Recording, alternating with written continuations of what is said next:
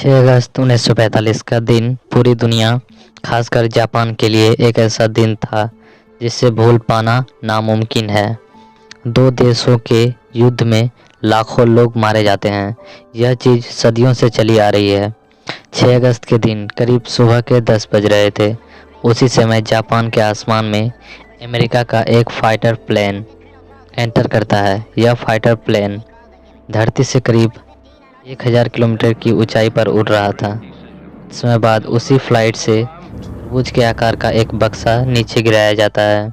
जैसे ही यह चीज़ जापान की धरती पर टकराती है, उसके बाद तबाही का वो मंजर नज़र आता है जिसके बारे में सोच पाना भी असंभव है। धरती से टकराने के बाद ऐसा लगता है जैसे मानो जापान की धरती पर सूरज निकल आया हो।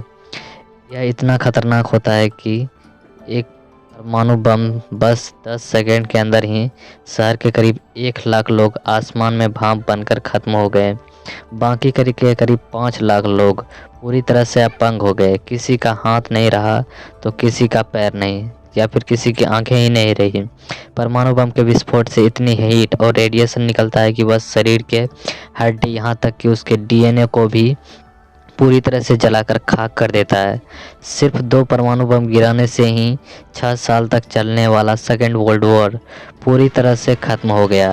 गिराए गए परमाणु बम के 10 किलोमीटर रेडियस में आने वाली सभी चीज़ें पूरी तरह से तबाह होकर खाक हो गई।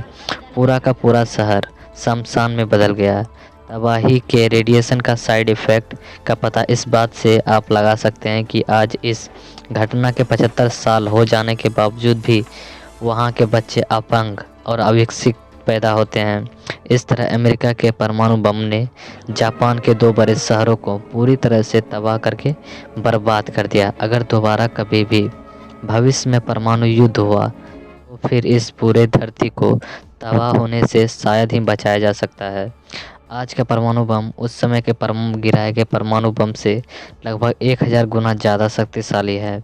अभी पूरी दुनिया में इतनी परमाणु बमों को बनाया जा चुका है जिससे धरती को एक बार ही नहीं बल्कि कई बार तबाह किया जा सकता है।